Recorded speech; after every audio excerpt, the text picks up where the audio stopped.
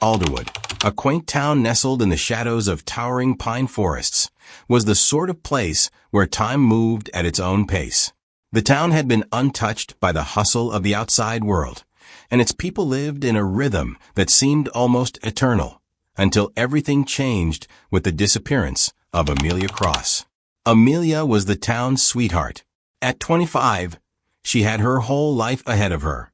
She was married to Jonas Cross, a respected, if somewhat reclusive, man who had returned from years of military service to build a life for them and their young daughter, Lila. Their home sat on the outskirts of Alderwood, surrounded by woods and whispers, and those who visited often remarked how perfect their lives seemed. But perfection, as the town would soon learn, was just a fragile veneer, hiding darkness beneath its polished surface. It was a quiet afternoon when Amelia vanished. She had told Jonas that she was heading to the local market to pick up a few things for dinner, nothing out of the ordinary. She kissed Lila on the forehead, exchanged a smile with Jonas, and left. The sun hung low in the sky, casting soft golden light over the trees. The kind of light that made everything look peaceful. But as the shadows lengthened and the evening crept closer, something far less peaceful loomed over Alderwood. That evening, when the sun set and the shadows of Alderwood grew long, Amelia never returned. The worry started small. Jonas assumed Amelia had been delayed by some trivial matter. Perhaps she had run into an old friend or decided to take a detour through the woods, a habit she often indulged in to clear her mind. But as the hours stretched into the deep night, his concern turned into panic. He called the neighbors, his friends, anyone who might have seen her, but no one had. By the next morning, the town was buzzing with the news. Amelia was gone. Sheriff Jack Halford was called to lead the investigation. Jack was an experienced man, with a sharp eye for detail and a reputation for uncovering the truth no matter how deeply it was buried. Alderwood was a quiet town, and his usual work involved small disputes or the occasional lost pet. A disappearance like this was unusual, unsettling even. Jack visited the Cross home the day after Amelia's disappearance. Jonas greeted him with a face that looked as though it had aged 10 years overnight. His eyes were sunken, his hands trembling slightly as he cradled Lila in his arms.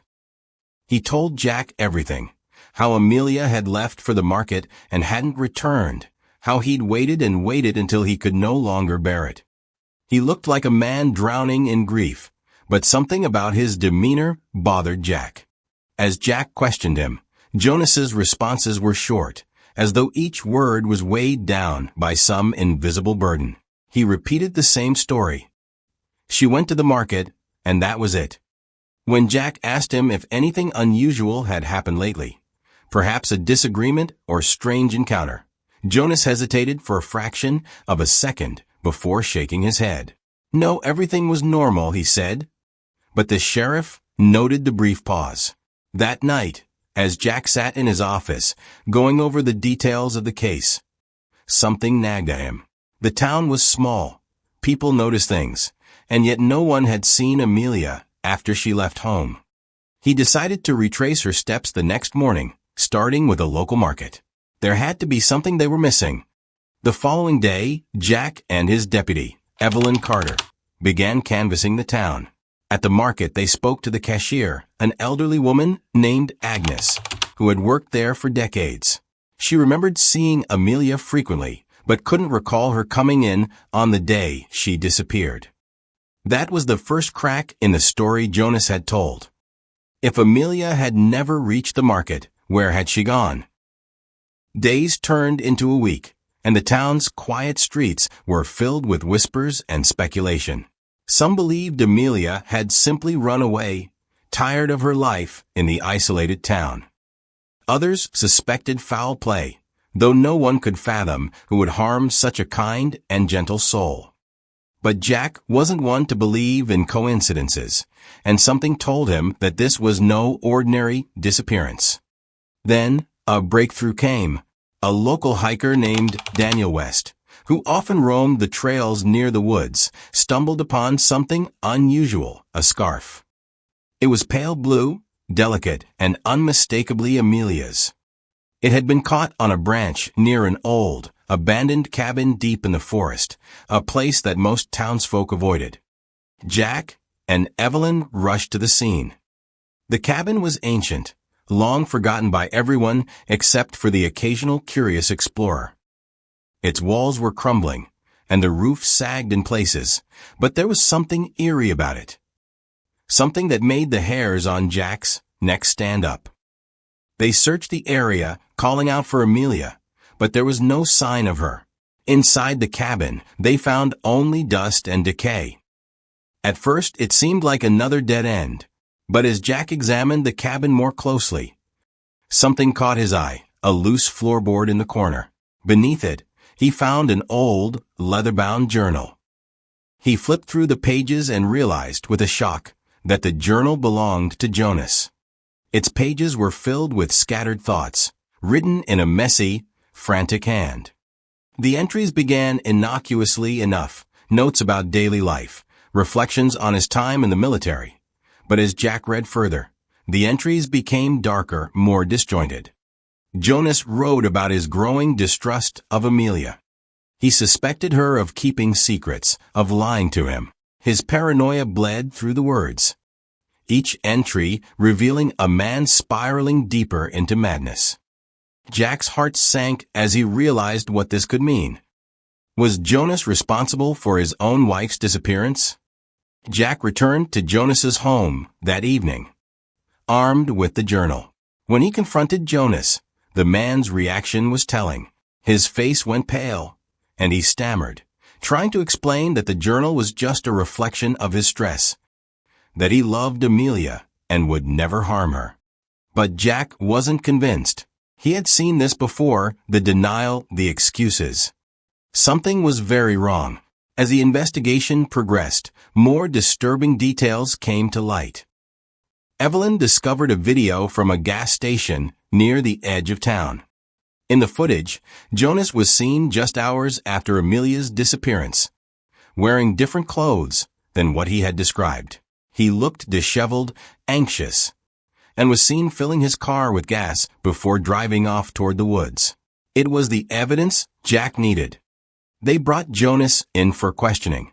At first, he stuck to his story, but under pressure his facade began to crumble.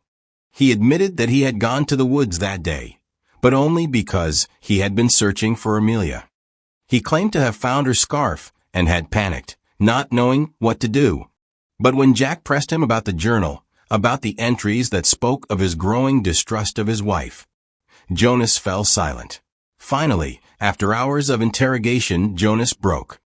Tears streamed down his face as he confessed to what had really happened. He had confronted Amelia in the woods that afternoon, accusing her of infidelity. In his mind, she had been lying to him for months, hiding something from him. The argument had escalated, and in a moment of blind rage, he attacked her. But what Jonas didn't expect was for Oliver Slate, an old friend from his military days, to arrive at the scene. Oliver had been watching Jonas for weeks, concerned about his mental state. He had seen the toll that Jonas's paranoia was taking on him, and had decided to intervene. But by the time he reached the cabin, it was too late. Amelia was gone. Together, Jonas and Oliver had staged the scene to make it look like a random kidnapping, hoping to cover up what had happened. But their plan unraveled as the investigation dug deeper. Jonas was arrested, and Oliver, unable to face the consequences, fled town. The case had shaken Alderwood to its core. The town's quiet, peaceful facade had been shattered, revealing the darkness that had been festering beneath the surface. As Jack stood on the edge of the woods where Amelia had met her tragic end, he couldn't help but reflect on the fragility of human relationships. In the end, it wasn't an outsider who had brought tragedy to Alderwood, but one of their own. The town would never be the same, and neither would Jack. The shadows of Alderwood now seemed longer, darker, and more menacing than ever before. Amelia's death left a scar that would never fully heal, and the town of Alderwood would be forever haunted by the knowledge that even in the most serene and idyllic of places, the darkest secrets can still hide in plain sight. Months after Jonas's arrest, the town tried to move on, though it was never easy. Sheriff Jack Halford, once known for his unflappable demeanor, found himself haunted by the case. He replayed the events in his mind over and over again, wondering if there was something he could have done to prevent the tragedy. Lila, too young to understand the depth of what had happened, was taken in by Amelia's parents, who moved away from Alderwood to escape the painful memories. As for the townsfolk, they spoke of Amelia in hushed tones, remembering her for the kindness she had shown and mourning the life she could have had. In the end, Alderwood remained what it had always been, a town of quiet, of whispers, of stories that were never fully told. And in that quiet, the memory of Amelia Cross lingered, forever a part of the woods, forever a part of the shadows. Sheriff Halford continued his duties, but the case of Amelia Cross left a permanent scar on his heart. His reputation as the town's protector was marred by the tragedy. Though the legal justice system had taken its course, it never felt complete to him.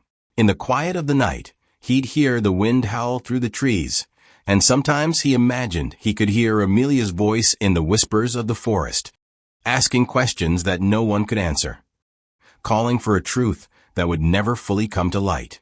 The abandoned Cross House, now rotting on the outskirts of town, became a symbol of the tragic tale, a monument to love gone awry, to trust broken, and to the darkness that can dwell within even the most serene places.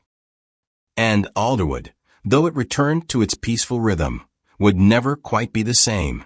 The shadows in the woods felt longer now, and in those shadows, the people of the town whispered stories of Amelia Cross, Jonas, and the tragic events that had forever changed their small, quiet world.